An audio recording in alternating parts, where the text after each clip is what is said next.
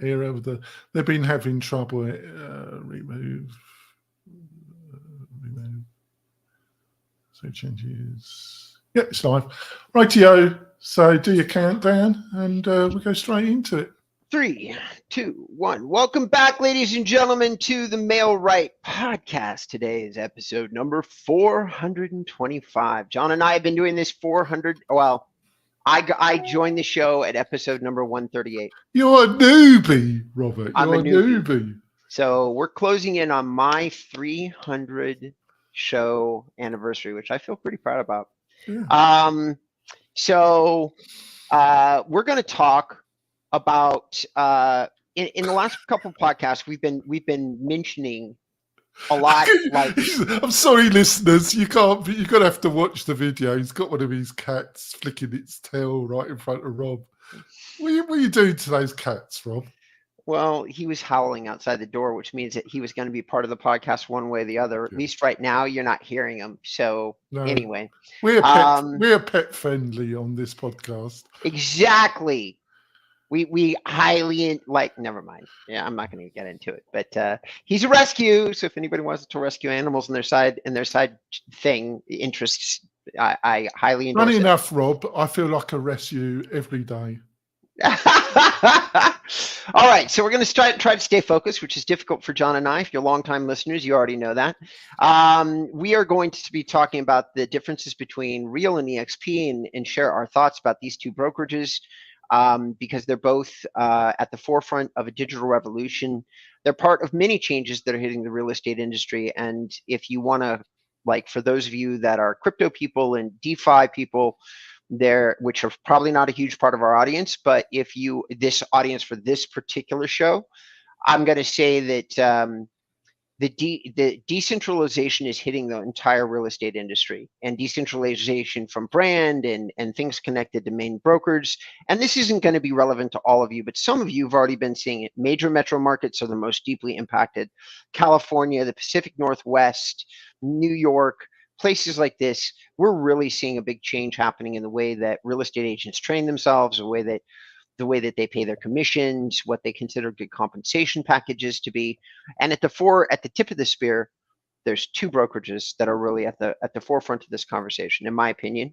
And I don't know if you agree or not, but it would be Real and EXP. So before we dive into this, what I think is going to be a really meaty and really exciting subject for us to talk about, and we're going to try to tie it into how that might impact your marketing as well. But before we get into any of that, John, number one, do you agree that these are the two companies at the forefront? And while you're giving your thought on that, why don't you go ahead and introduce yourself? Yeah, before I start, Rob, I'm so impressed that you've managed to do this intro, because if you're watching this, listeners and viewers, his cat is swigging his tail right in front of Robert's face consistently. And Rob just does the intro like nothing's happening. I've got to say, Rob, I'm very impressed. But to be truthful, Rob, I wasn't that up with Real actually. So I'm really in your hands with this episode, because it balances itself. Some of the episodes, Robert isn't the expert, but on this particular one, I'll be interested to hear your views. And I'm also the joint founder of mail-right.com. We're a CRM, a lead generative platform for real estate agents. It's really cool what we offer. We also offer a library of great WordPress real estate website themes, which you can choose one, and you can then utilize the power of Facebook to get some leads. Back over to you, Rob. Beautiful. Okay. Well, my name is Robert Newman. I'm the founder of Inbound REM. It's one of the only inbound real estate marketing companies that exists. We focus on content and SEO driven results. We focus on a long-term view as opposed to a short-term view with your marketing. And we focus on you owning your marketing mechanisms. because I'm a big believer in taking control of everything related to your marketing. And actually, though we don't talk about it a lot, as far as I can tell, so is John. So what we're going to talk about today is one of the more exciting developments inside the real estate industry. John, in general, I've said to many people, and you and I have talked offline about how we feel oftentimes the real estate industry is like 10, 15 years behind other industries, especially as it relates to agents changing the way that they do marketing and things like that. But do you still agree with that? Is that still something that you kind of buy into? Yeah, I think it does. It's so fragmented, isn't it, as an industry? You know, the past 5 years has been a learning exercise because I've got deep roots in WordPress and web design, but it's been a learning curve for me, and I didn't realise how fragmented the industry was, and there's different silos of people, isn't there, and groups in it. There's a lot of different silos. And there's a very small silo, about 13% of the industry, that has been keeping up a little bit more with the digital revolution. And what do I mean by that? So John and I talk a lot about video and agents that are generating commissions and traffic off video and how they're leveraging video inside hyperlocal strategies, and they're doing all sorts of, but you know what, that's not the common agent. It's a very small part of the industry when you look at the industry at the whole. What is still dominant in terms of marketing? It's the old school book of business, word of mouth. I've got a network that I built up over 20 years, and I mail those people and send those people little gifts and magnets and things like that. That's still almost 100% the common way to do it. And now you have people doing Twitter, and you have people doing Instagram, and you have people leveraging messaging. They're communicating directly to their audience, similar to the way that Elon Musk does with Twitter. Just communicates directly to you, the consumer, and for better or for worse, that's the way he manages a good percentage of his business. And public perception has led to a lot of financing, a lot of like stock increases, all sorts of things. Well, that change has been rare inside the real estate industry. I bet most of you listening to the show couldn't name more than 1 or 2 agents that you listen to that seem to have like a real voice about how technology is impacting real estate transactions, and then they're trying to go direct to the consumer and explain these differences. Well, Real and EXP are kind of the brokerages where that small handful of agents are gravitating, that 10 to 13%. They're gravitating to digital first real estate marketing platform, like real estate agent platforms. And these platforms are applying a multi-level marketing kind of compensation package to agents because they don't have like a brick and mortar network of offices, which right off the top eliminates 30 to 50% of cost to run a brokerage. If you're virtual, you're going to save, or at least I would make the assumption that you would save a lot of money in hard and fixed costs. Do you agree with that, John? Do you think that that's an apt assessment? It is. I just, to be totally honest with the audience, I have a slight problem, especially with EXP, because I really don't know too much about how Real operates. But I have a problem with EXP, and it might not be totally fair, but it comes from my background, because obviously, folks, I'm English, and in the early 80s, multi-level marketing operations in the UK are totally illegal, and you can go to prison. It's not only a civil illegality, but it's actually a criminal offence in the UK to run a multi-level marketing business, and you can go to prison by running one, and there are people that have gone to prison by running one. So because I'm from that background, folks, it's very difficult for me to get my head around that in the US it's still legal and it's still quite totally, when it comes to the law, to run a multi-level marketing operation. And EXP, in my opinion, has elements of it. It denies that its core business philosophy and structure are based on MLM principles, but it's certainly got a very strong taste, in my opinion. And because of my background, I have problems with that. That I think a lot of our listeners and viewers don't have a problem with. But I just wanted to explain to you, Robert, why my reaction might seem a bit strange to you, because that's why I've just said what I've said, Robert. So in the second part of the show, with John's permission, ladies and gentlemen, we're going to use an incredibly deep article that I found on nextgenagents.com that did I couldn't do a comparison better.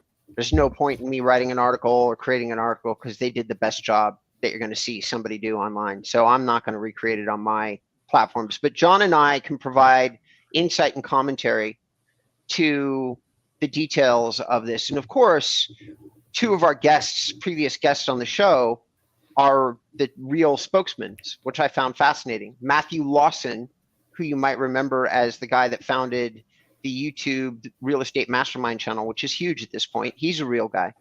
And he's been on our show before, John. And he's on the Next Gen Agents article. Like, he's featured.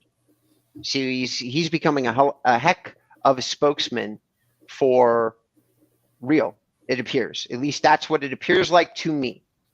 So before we dive into the nitty gritty in the latter half of the show, I kind of want to position this in it. John, your comments reflect, it's eerie, because you just made this comment without, I don't think, I didn't link John the Next Gen article. I actually just looked it up. But I will say this, his comments are eerily reflective in the Next Gen article, because what EXP has created was a really aggressive growth model, but they were a little lackadaisical on the way that they created the rules for recruiting agents.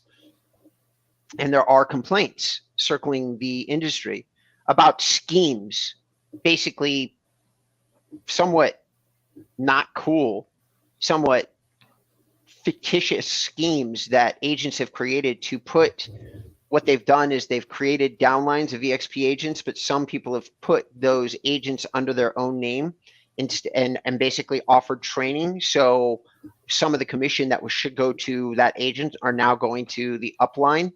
And it's a huge scandal, but there's nothing illegal about it. You signed an agreement with both entities.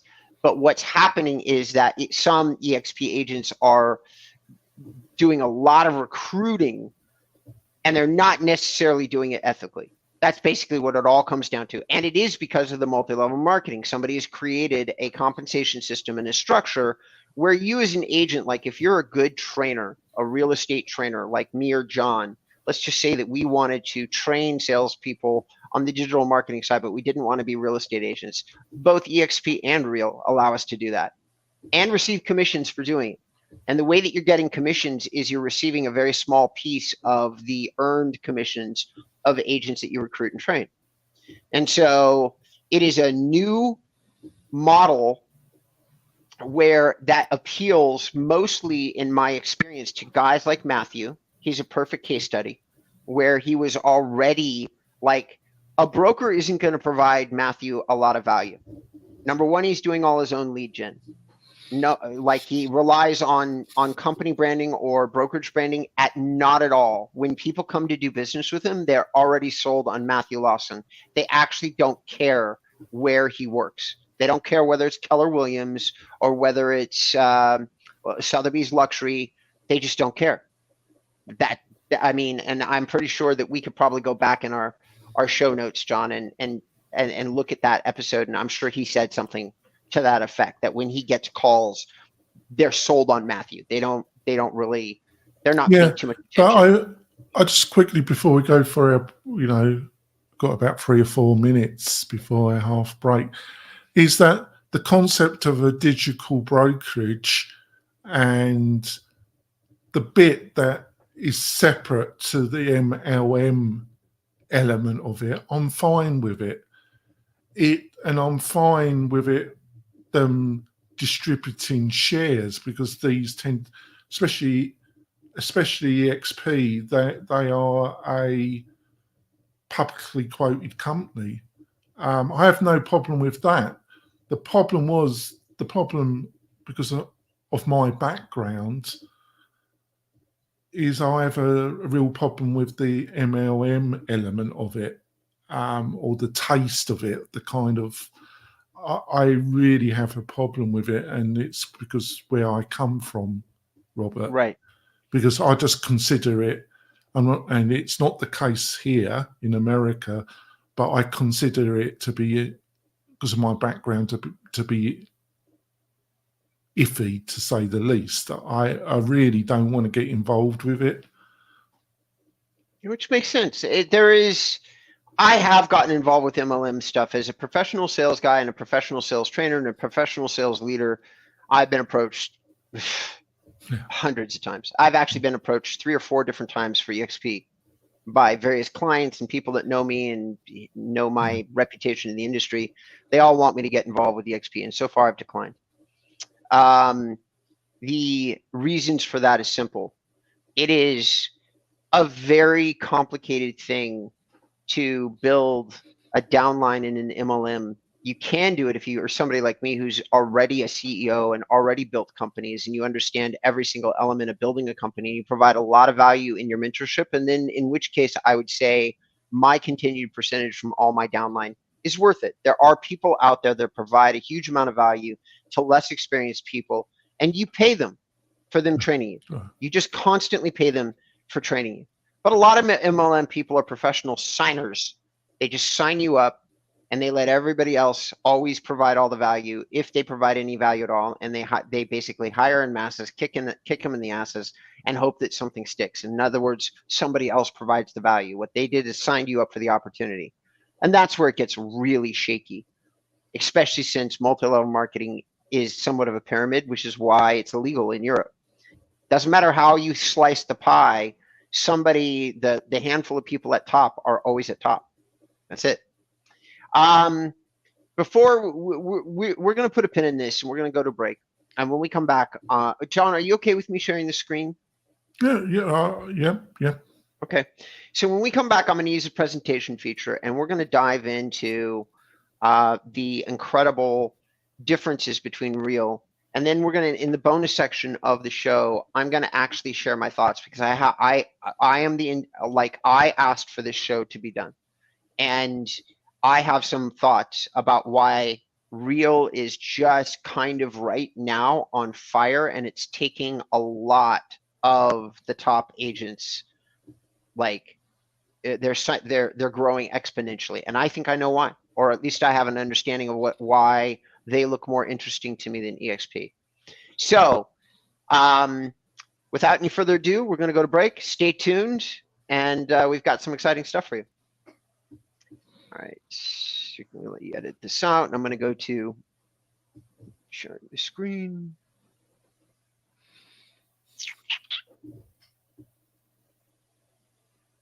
Here's our client. Can you see Matthew's beautiful face right here with my mouse?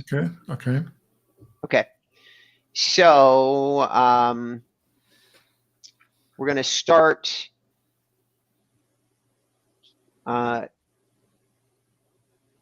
here. Okay, we're just going to, and then I'm kind of going to read, and then you and I will offer our thoughts. But honestly, it's just some small differences. The big, huge difference is down here in the conversation. This is the massive difference. Okay, which I didn't even know, but we're just going to talk about it real quick. Okay, well, we'll read it. Licensee acknowledges and verifies that the referral agent has not promised, enticed, or provided contract with anything of value, including but not limited to lead generation platforms, CRM, coaching, trips, rebates, or currency in return for naming referral agent. In other words, you cannot. They fixed this massive hole in the EXP agreement. Okay. Yeah. All right. So, and then everything else we can read together, I think. Yeah. Okay. All right. So here we go. Are you ready? Yeah. All right. 3, 2, 1.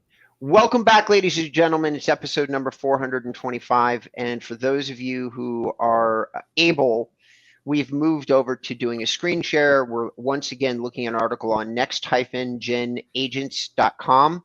And what we're doing is we're examining an article that they wrote, taking a look at the differences between Real versus EXP.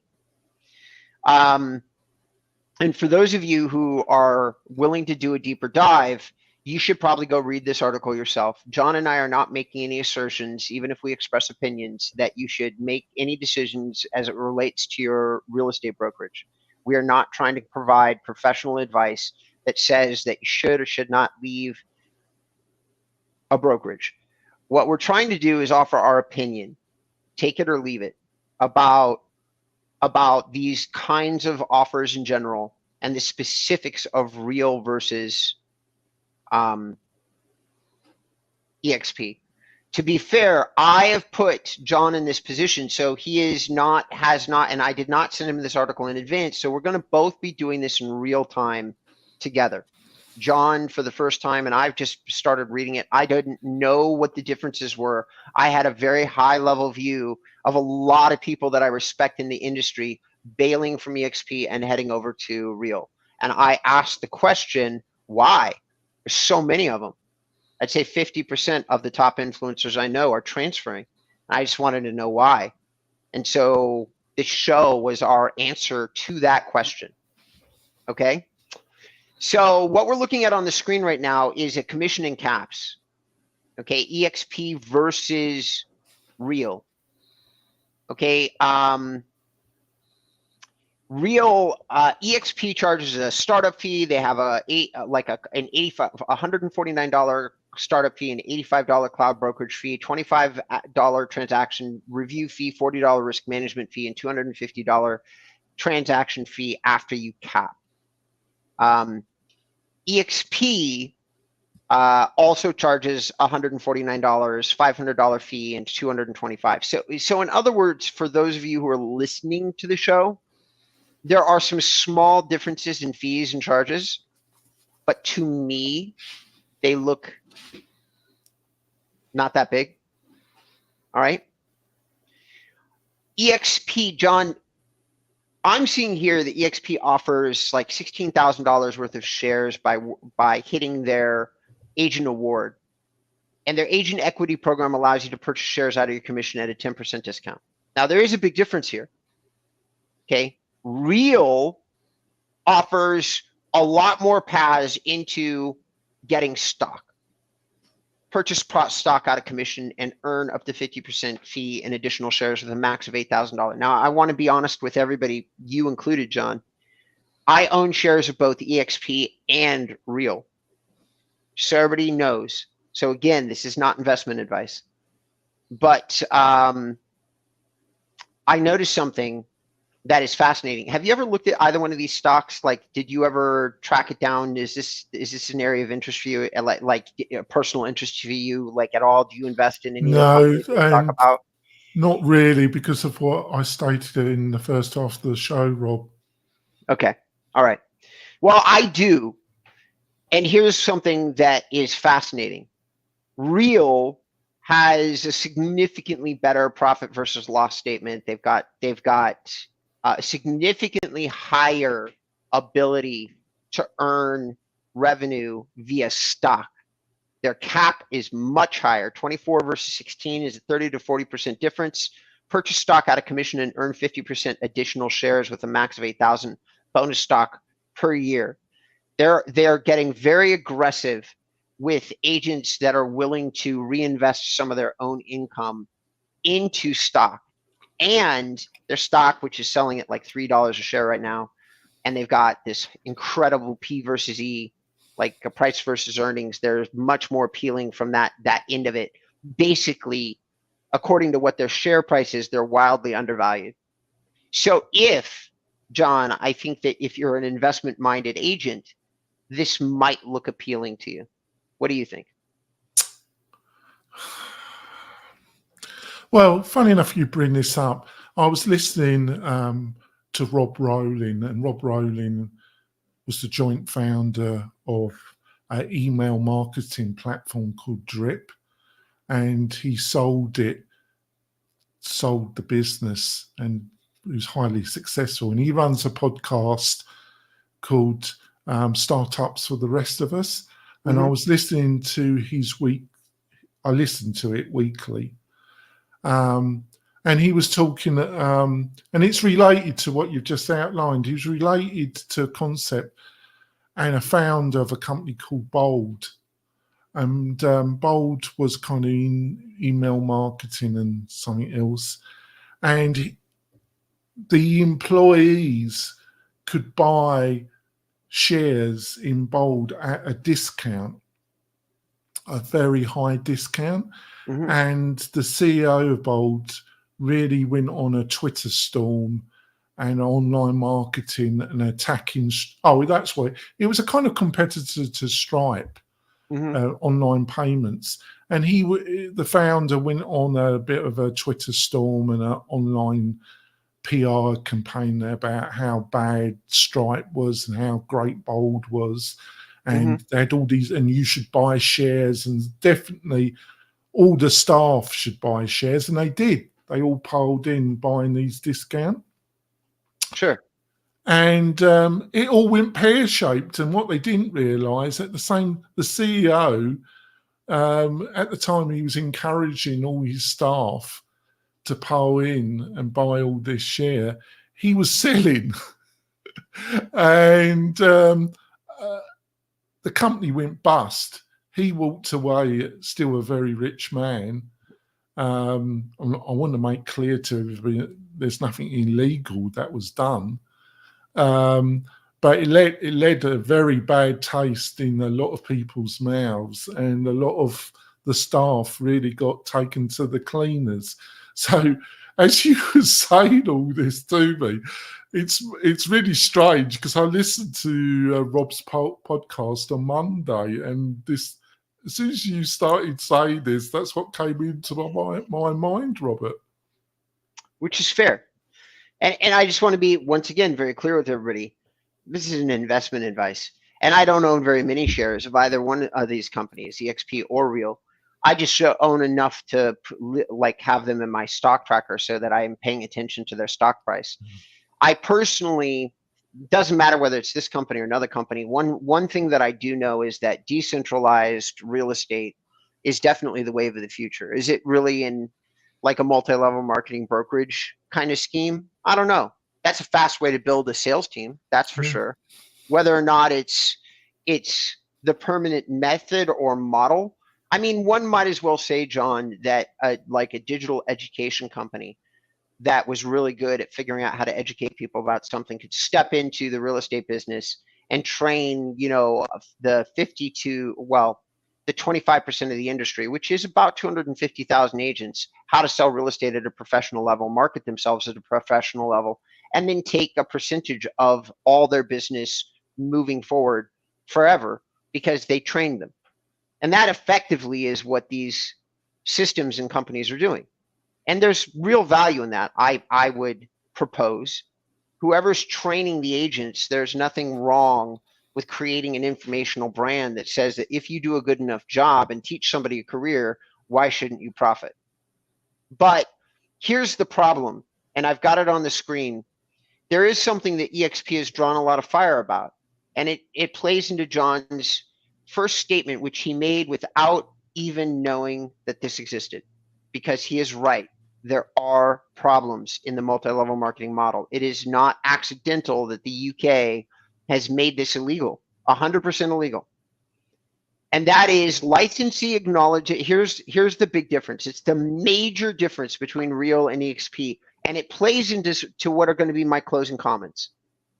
Licensee acknowledges and verifies that the referral agent has not promised, enticed, or provided contractor with anything of value, including but not limited to lead generation platforms, CRM, coaching tips, rebates, or currency in exchange for naming a referral agent. That is a challenge that is happening with EXP. There are a lot of people out there that have got really aggressive with recruiting people into their downline, and they've gotten a little shady about how they do that so that they can collect compensation and stock incentives for recruiting people. It is a loophole that Real has filled. And that reason, because while we are talking about the nuts and bolts in finances, I got to tell everybody, including John, the reasons that people are listing, leaving EXP and heading over to Real are not based on the compensation. It is a bonus, is what I'm hearing. Okay, it is a bonus about. It's just a bonus. Okay, it's a bonus. And why is that? What is the deciding factor? Well, John, I cruised over to Real and started to check out their website, and I found something that was deeply fascinating to me.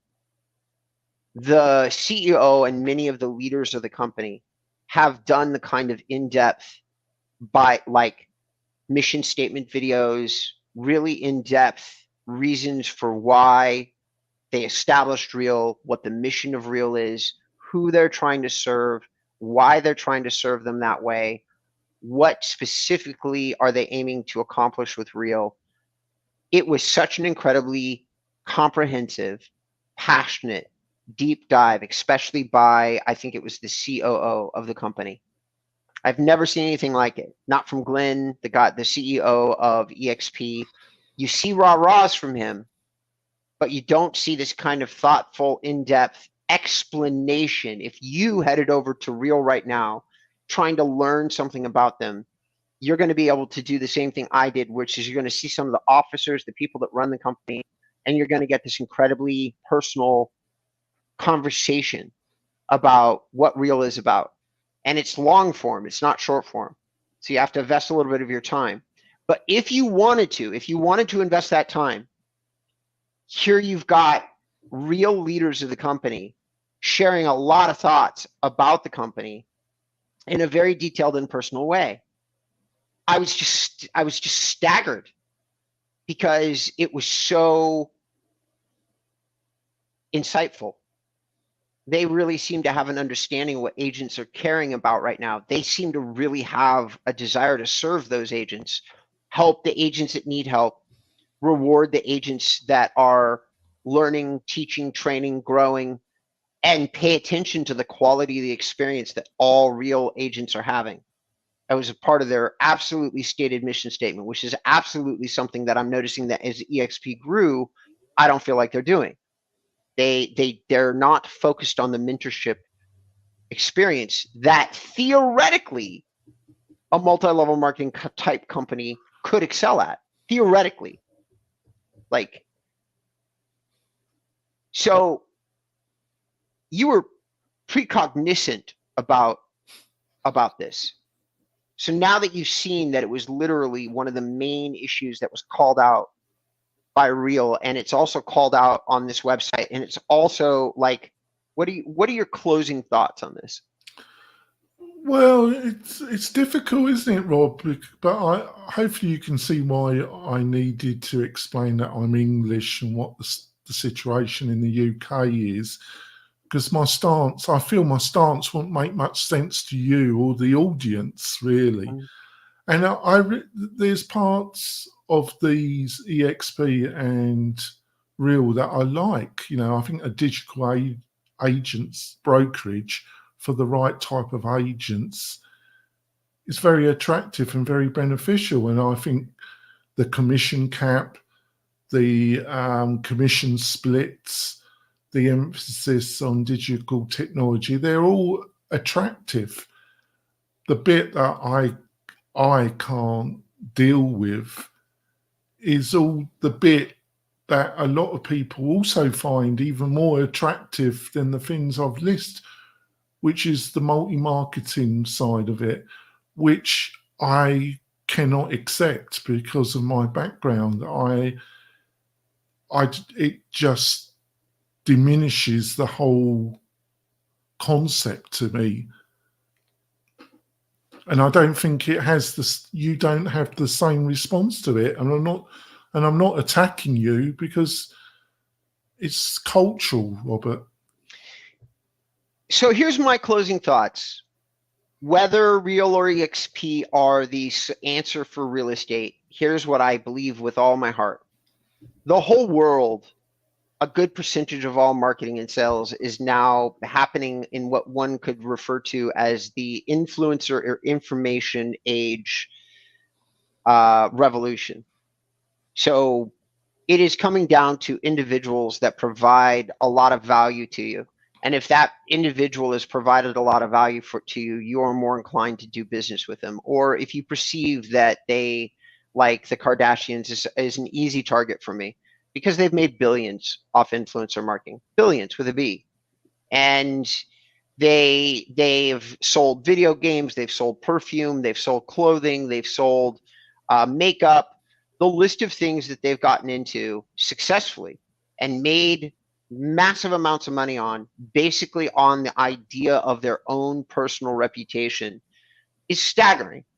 But to be fair, the Kardashians have been incredibly bleeding edge about how they leverage their influence.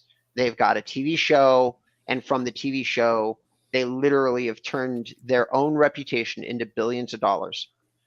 On a much smaller level, when it comes to real estate, there are a very small handful of agents and people like me and John that provide a tremendous amount of value to the average real estate agent. Why? Because we will teach you something that is not being taught by your broker. Or if it is being taught by your broker, they're teaching you things that are 10 years old. Because most brokerages, almost all of them, including Keller Williams, including most of them, don't understand digital. And they're still promoting platforms and solutions that worked 10 years ago. And many of these platforms or solutions are second or third best options for you as agents to generate leads. And a lot of people, even Tom Ferry, when you walk into this seminar, they're still going to be talking to you about mailers and bus benches and digital displays. I'm not saying they don't also talk to you about websites and things like that, but we're in a digital first era. It's not digital second, digital third, digital fourth. I get tired of people saying, do I need a website?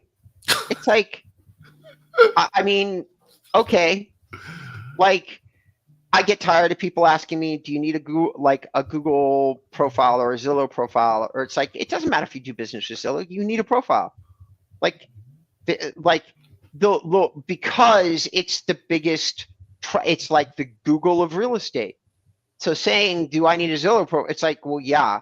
Do I like that answer? No, I hate it. I hate telling agents that. I despise saying that to people, John. But do you need it? Yes, you need it. I'm sorry. That's where wherever the traffic is online, you need to be there too. And if you don't want to pay them extra money, don't. I hate that. Don't pay Zillow extra money. But they let you build the profile for free. And so should you not only have it, but maybe even have some reviews there, because you can put reviews on a Zillow profile whether or not you use the platform. So should you have some reviews on your Zillow platform, profile? Yes, you should. Why? Because there's massive amounts of people on the platform and you'll back into some business most likely. So it's frustrating to me that people haven't realized, and the only companies that are out there that are serving the digital first agent, of which I've already said is less than 10% of the industry, maybe 10 to 13% maximum, is EXP and Real, because they are taking the idea of whoever trains you and teaches you on how to do business today in this market, we're going to compensate you.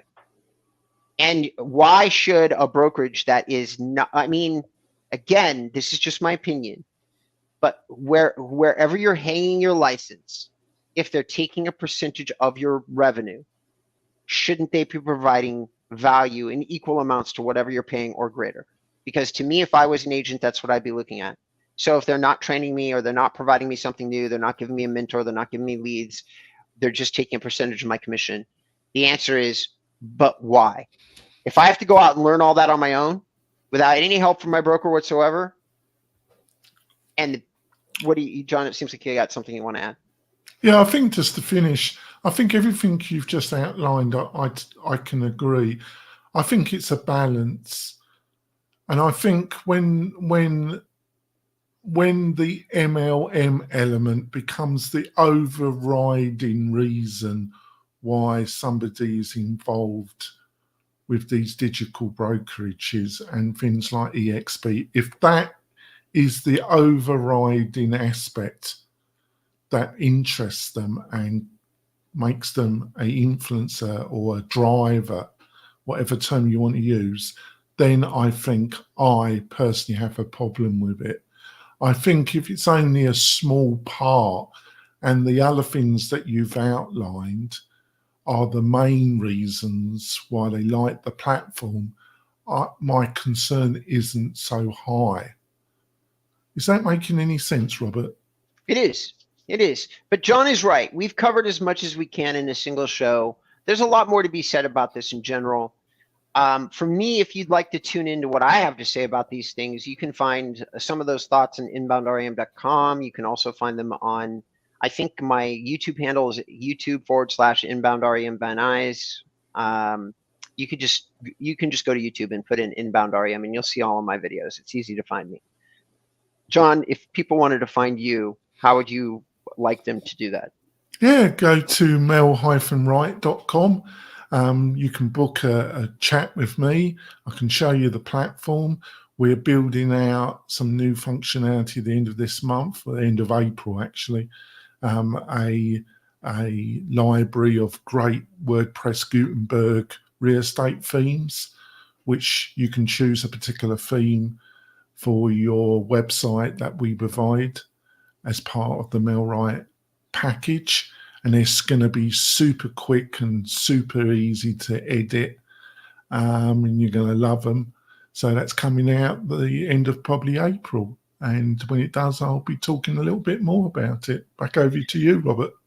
So, ladies and gentlemen, any market, it's always kind of tough as a real estate marketer. But for those of you who are listening to the show, even though I am not always firmly in the camp of endorsing somebody because I feel social obligation. It has been sometimes, at times, a point of contention between me and John. But I will say this right now: if I was you, if I was agents, and things were belt tightening, a conversation with John has additional appeal. His platform is inexpensive in relationship to most other platforms. I'm not trying to put myself in your pocketbook. I don't know whatever money, but in terms of what the competitive landscape looks like, John's solution is priced attractively. And then you have the fact that it's built on WordPress, the fact you do own it, don't you? Oh yeah, we're building it on a framework, Gutenberg, and a framework called Cadence WP. And I've built out a similar platform on my other business.